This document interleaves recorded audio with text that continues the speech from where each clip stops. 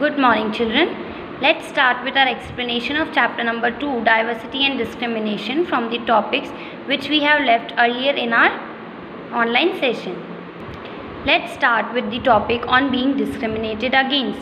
People are involved in different kinds of work like teaching, carpentry, pottery, weaving, fishing, farming and so on to earn their living. Though certain kinds of work are valued more than others. Activities which includes cleaning, washing, cutting hair, picking garbage are seen as to be the tasks that are of less value, and the people who do this work are seen as dirty or impure. This belief is an important aspect of the caste system. Basically, in the caste system, communities, groups of people were placed in a sort of ladder where each caste was either above or below the other one. Those who placed themselves at the top of the ladder called themselves upper classes or considered themselves to be the superior one, whereas the groups who were placed at the bottom of the ladder were seen as the unworthy and called untouchables. Caste rules were set which did not allow the untouchables to take on work what they want to do.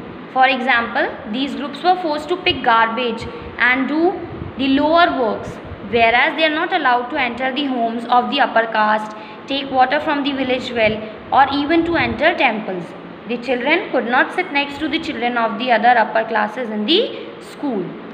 Dalit is a term that people belong to the so-called lower caste use to address themselves.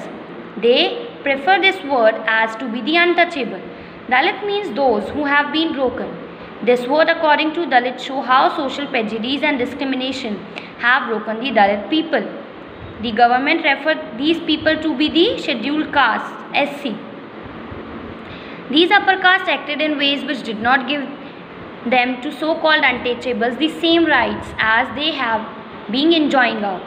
Dr. Bhimrao Ambedkar, one of the greatest leaders of India, basically shares his first experience of caste-based discrimination, which took place during 1901 when he was just 9 years old.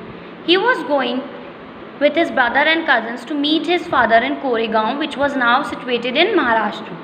He waited for a long but no one turned up. An hour elapsed and the station master came to inquire them. He then asked them to show their tickets. Though they showed them to him, then he asked him why they were travelling. We told the station master that we were bound for Koregaon and we were waiting for father or a servant to receive us. But neither had turned up and we did not know how to reach Koregaon. We were well-dressed children. From our dressing or talking, no one could make us that we were the children of the untouchables. Indeed, the station master was quite sure that we were Brahmin children and were extremely touched at the plight in which we found us. As the usual among the Hindus, the station master asked us who we were. Without a movement, though I was hesitating out, then we told him that we were Mahars. Mahar is a community which were treated as untouchables in the Bombay Presidency. He was shocked after listening this. His face suddenly changed with a sudden change. Then we couldn't see that he was overpowered by a strange feeling of repulsion from us.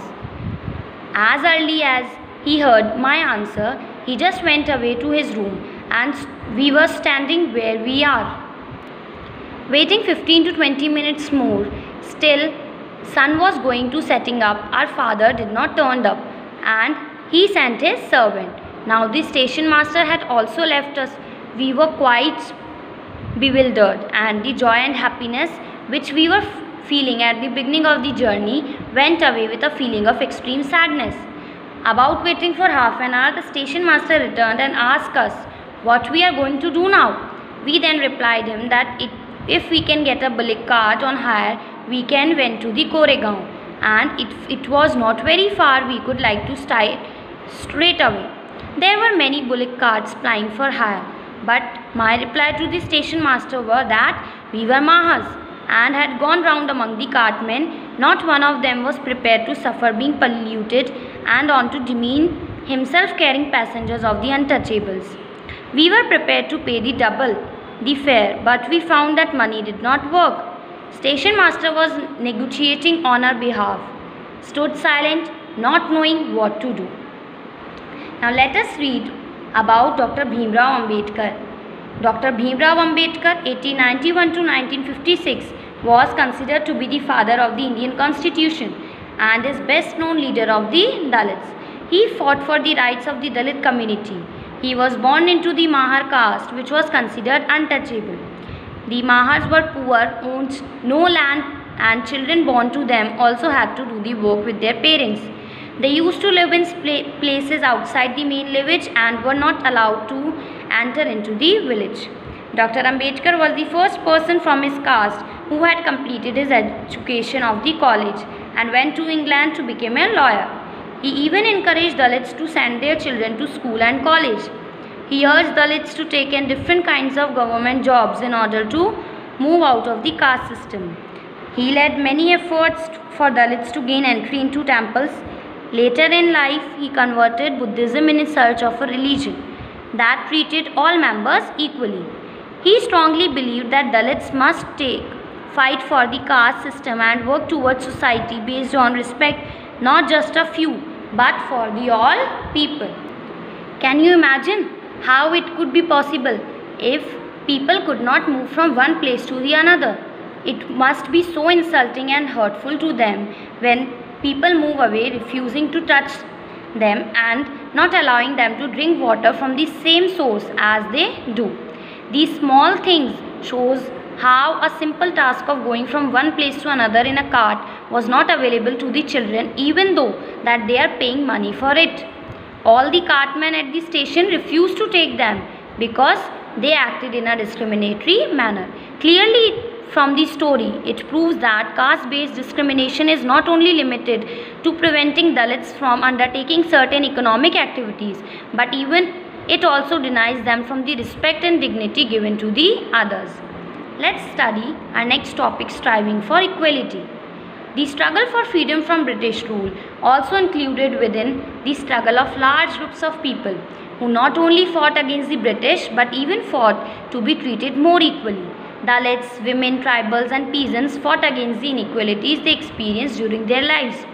Though we have pointed out earlier, many Dalits organized themselves to gain entry into temples. Women demanded that they should have as much as right for the education as the men used to. Peasants and tribals fought to release themselves from the grasp of the moneylender and the high interest they were charged. When India became a nation in 1947, our leaders too were concerned about the different kinds of inequalities that existed. Those who wrote the Constitution of India, a document laid out the rule by which the nation would function, were aware of the ways in which discrimination has been practiced in our society, how people are struggling against this. Many of the leaders of these struggles, such as Dr. Ambedkar, had fought for the right for the Dalits. These leaders set out a vision and goal in the Constitution to ensure out that all the people of India were considered to be the equal. This equality of all persons are as the key value that unites all the Indians. Everyone has equal rights and opportunities. Untouchability is considered as the crime and has been legally abolished by the law. People are free to choose the kind of work which they prefer to do. Government jobs are open for all of the people. In addition to the Constitution, placed responsibility on the government to take certain specific steps to realize this right to equality for poor and other such marginal communities. The writers of the Constitution also said that respect for diversity was an important element in ensuring equality. They felt that people must have the freedom to follow their religion, speak their language, celebrate their festivals, and even to express themselves freely. They said that no one language, religion or festival should become compulsory for them to be followed. They said that the government must treat all the religions equally. Therefore, India became a secular country where people of different religions and faiths have the freedom to practice and follow their religion without any fear of discrimination. This has been seen as an important aspect of our unity, that we all live together and respect one another. Although these ideals are enriched in our Constitution, this chapter basically points out the inequalities existing even today. Equality is a value that we have to keep striving for and not something which will happen automatically. People's struggles and positive actions by the government are necessary to make this a reality for all the Indians. With this, we are finished up with the explanation of chapter number 2, Diversity and Discrimination.